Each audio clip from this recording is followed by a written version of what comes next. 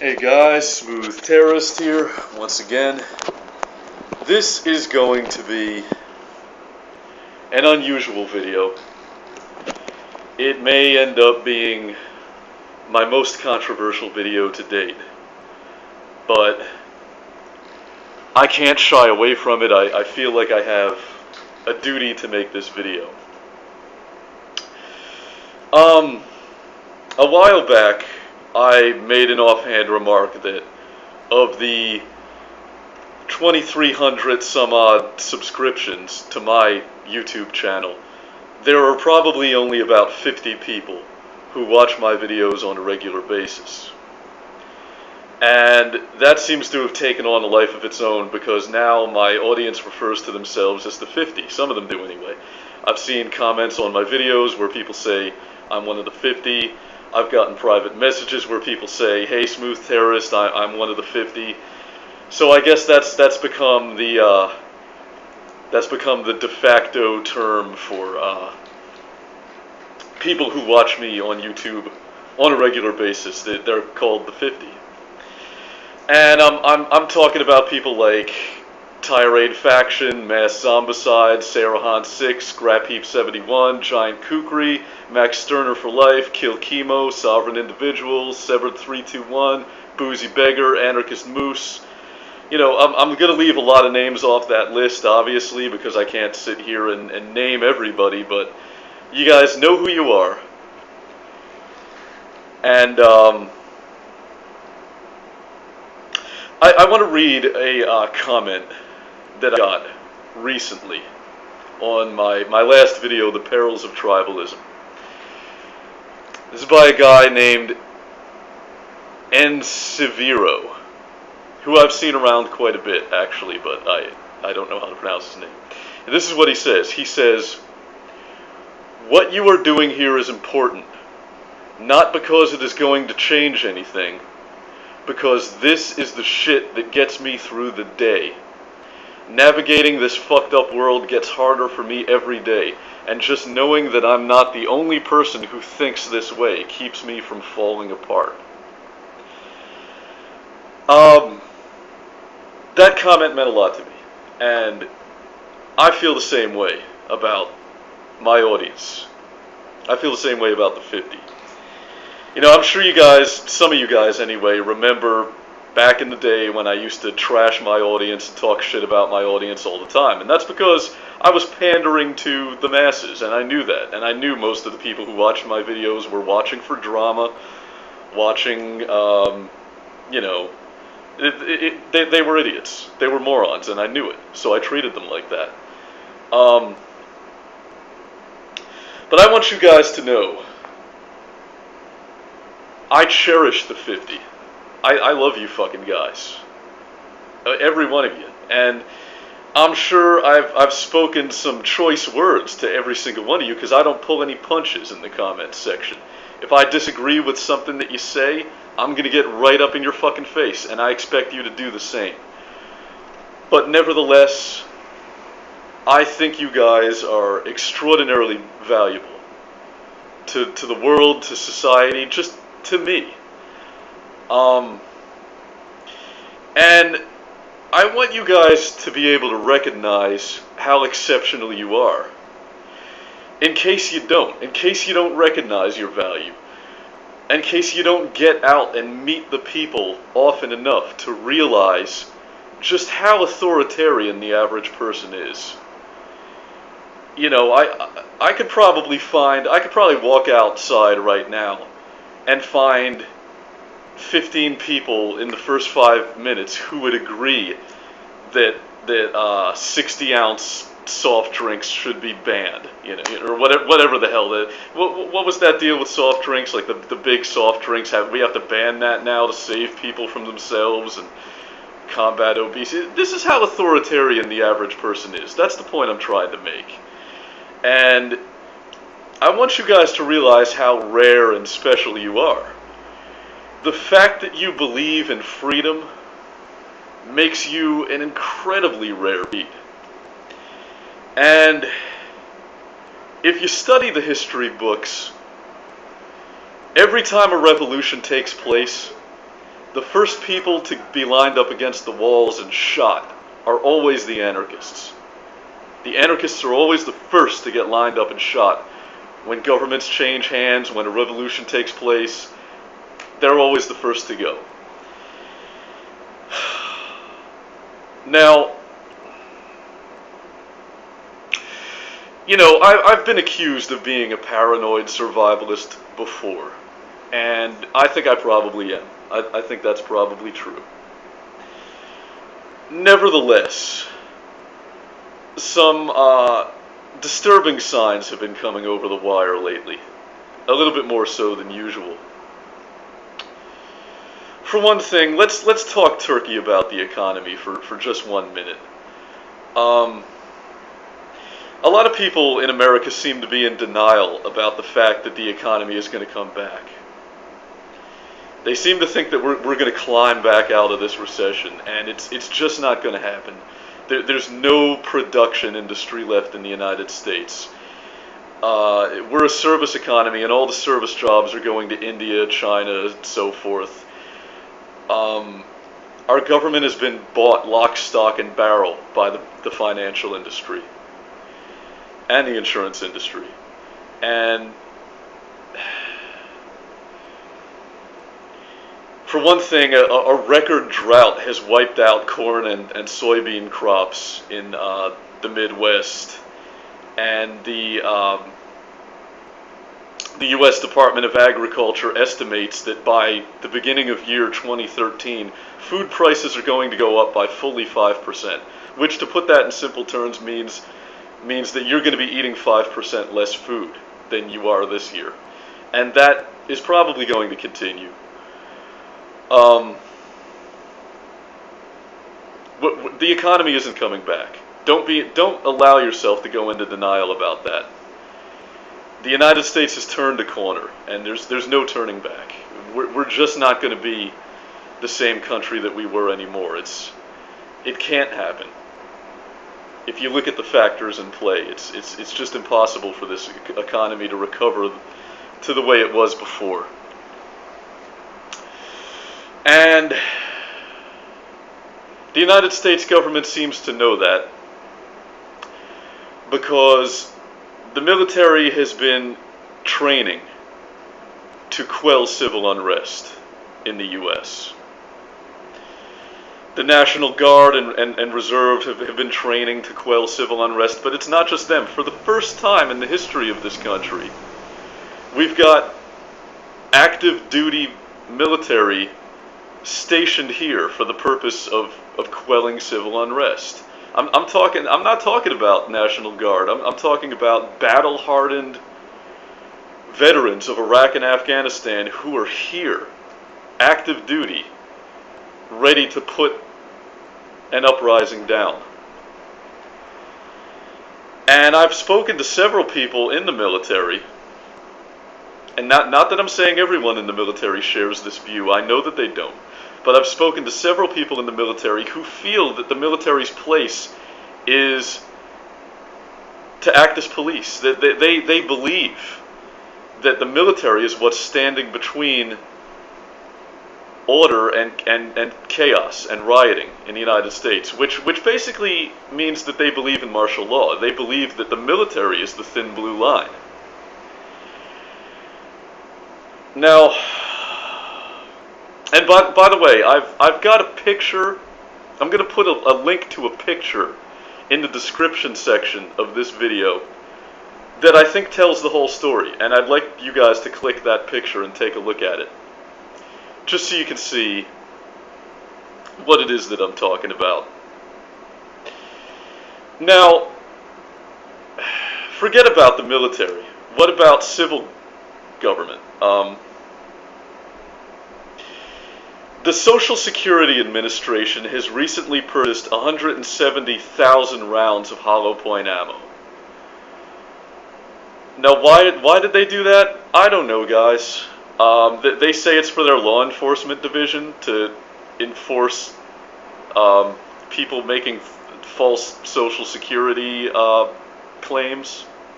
You know, most branches of the government do have a law enforcement division.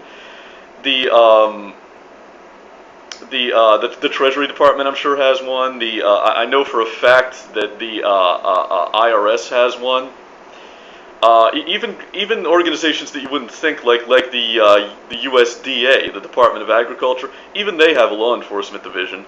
So it's not that strange, but it's a little strange. Also, Homeland Security has recently purchased 750 million rounds of ammo. That's 750 million for Homeland Security. Why are they doing this? Guys, I don't know. I could understand why a more paranoid person than myself might assume that maybe they're preparing a mass extermination of political dissidents. But who knows? I think what it comes down to is that people in government, just like people in civil society, have seen the handwriting on the wall. They know that the economy isn't coming back, and they're doing the same thing that citizens are doing. They're prepping. They are prepping. But what they're preparing for is a police state. What they're preparing for is martial law and dictatorship. And we have to prepare for the opposite.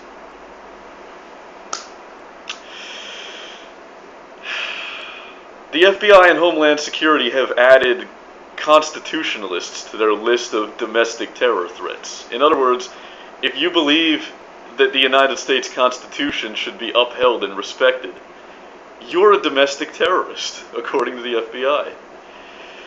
I recently heard a story out of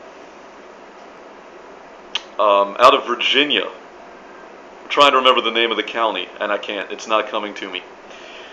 A Marine veteran by the name of Brandon J. Raub, that's R-A-U-B, was recently seized, is the only word I can think of, since he wasn't read his rights or given an explanation of what charges were being brought against him, what he was being arrested for. He was recently seized by local law enforcement and the FBI for making Facebook posts about revolution, because he's a patriot movement constitutionalist. Now,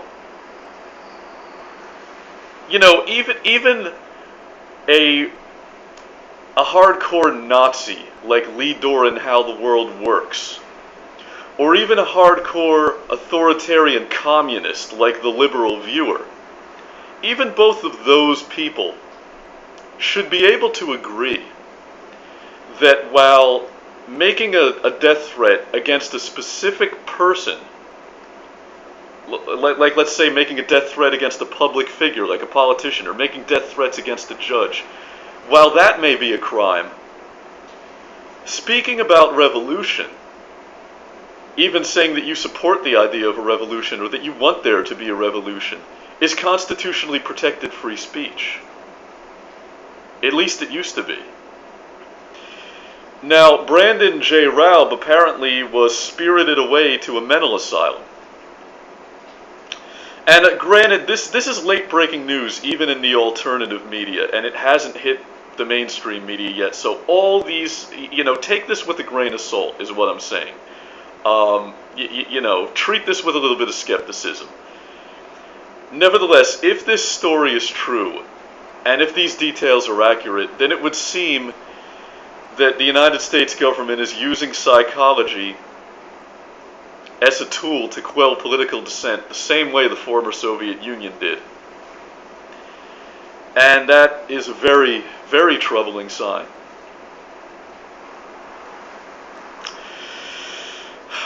What else is happening? The UK government is preparing a military raid, or at least they're talking about it, a military raid of their embassy in Ecuador to seize Julian Assange, who's claiming political asylum there.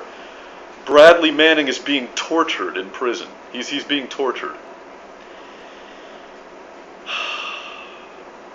You know, guys, and by the way, don't even get me started on domestic spying. I could bring up at least five stories off the top of my head that have to do with that. But most of you guys in the 50 know the score, and I don't have to tell you. Now, you take any one of these things separately, and what does it mean? Well, not much. But when you add them all up, it seems to me like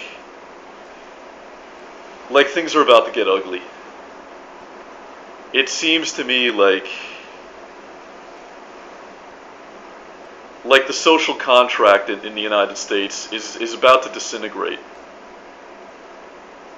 I won't mince words. I won't equivocate. And the purpose of this video is that I would like every one of the 50 to be armed. I would like every one of you to arm yourselves with a legally purchased firearm. Now, I know a lot of you aren't comfortable with the idea of owning a firearm, and I know that a lot of you are. But to the ones who aren't, all I want to say is that you don't have to be a gun nut. Now look, let me use myself as an example. People come to anarchism from both sides of the political spectrum. People come to anarchism from the right wing, and people come to anarchism from the left wing. I'm somebody who came from the left. I grew up in New England, guys. There was no gun culture. There was no redneck culture. You know, for a long time, I believed in gun control. I was a liberal. And when I purchased my first firearm, I remember people saying to me, well, you're going to be a gun nut now. You know, this time next year, you're going to have 100 guns. You're going to be stockpiling guns. Well, it's been quite a while, and I still only have one gun. I just have one. That's all that I feel I need, because I'm not a gun nut. I'm not somebody who loves guns. I actually hate guns. I can't look at my gun without getting a deep feeling of existential dread. That's the only way I can put it. When I look at this thing, as corny as it sounds, when I look at this thing, the piano chords from John Lennon's Imagine go through my head. And I just get really depressed. I mean, I really, sometimes I have the urge to smash it. Sometimes I have the urge to take a hammer and try to destroy it, which wouldn't be easy because it's an AK-47. But I want all of you guys to have the ability to defend yourselves, should that become necessary. Now, I know some of you are on a budget, just like me. So I'm going to talk a little bit about what I've got right here and what I paid for it. I call this the poor man's M4. This is an AMD 65 assault rifle. It's Hungarian. It's basically a shorter scale version of the AK-47. Now, I paid about $600 for this because I bought it during the height of the gun rush when Obama first came into office and Eric Holder was publicly speaking about banning all semi-automatic assault rifles. And no, that's not a conspiracy theory. He said it. If you guys can't track down a quote, then whatever. But I remember people saying, what are you, paranoid? You think they're trying to ban the guns? Eric Holder said what he said. The words came out of his mouth. So it's not paranoia to take people at their word. So I paid a little bit more. If you bought one of these today, you will pay about $450. That's cheap. At least by American standards. Now, I've outfitted this with a cheap quad Picatinny rail that's actually intended for airsoft guns, but it works just fine on the real thing. This is a little red dot scope on top. I paid about $30 from that. It came from Walmart. And it's basically a poor man's aim point. and it allows you to acquire targets quickly. Now, if you get this, you're going to have to sight it in.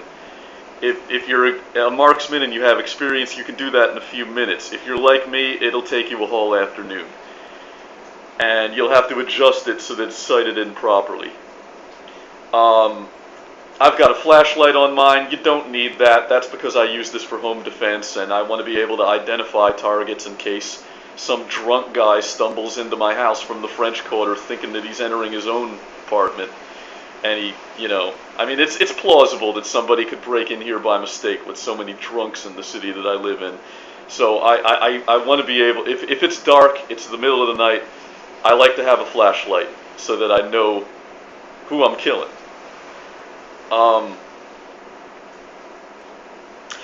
But bottom line, all told, with all the, and I've changed the grip on this, I've made a few modifications. Bottom line, this gun in the configuration that it's in cost me less than $1,000. We're talking in the ballpark of maybe between $700 and $800. But I've got as much capability here as the average SWAT cop, as the average soldier. I've got as much capability as you would get from an M4 that costs you $2,000 or $3,000, because I shopped smart. And the reason that I'm telling you guys this is, if you're on a budget and you think you can't afford it, guys, save your pennies. While it's still legal to arm yourself, while it's still legal to purchase a firearm, please arm yourself. I don't sleep any easier at night because I have this gun. It doesn't give me much peace of mind. But you know what would give me a great peace of mind? To know that my fellow Americans are armed. To know that you have the capability of defending yourselves against political repression, against tyranny, against being raided in the middle of the night and imprisoned without charges or on bogus charges.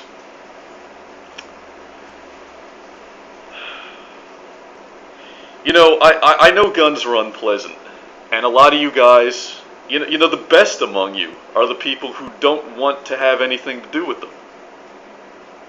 And I believe that. I think the people who abhor violence are the best people. But there's a biblical verse that says, beat your swords into plowshares and your spears into pruning hooks. And that's basically a way of saying turn your weapons into farming tools. Stop being a warrior, be a farmer. Well, Thomas Jefferson had he had something to say about that biblical verse. And what Thomas Jefferson said is, those who beat their swords into plowshares will plow for those who don't. In other words, if you turn your weapon into a plow, you're going to be a slave for the people who still have weapons. And they will take the food that you grow. They will take the food that you're plowing. Well, not plow. You don't plow food. You guys know what I'm talking about here. Guys, it's unpleasant. It's the most unpleasant thing about being a human being. Nevertheless, and let's be very clear about what I'm saying here. Am I advocating any kind of violent action? No, I am not. I am not telling you to go out and shoot somebody. Do not go out and shoot somebody. If you're an anarchist like me, then you believe that the only justifiable use of force is in self-defense. And self-defense is not preemption. Self-defense is not getting paranoid and then shooting up a station full of police because you're afraid that they're going to come and get you the next day. That's preemption. That's not self-defense. And I am not suggesting preemption at all. I'm just saying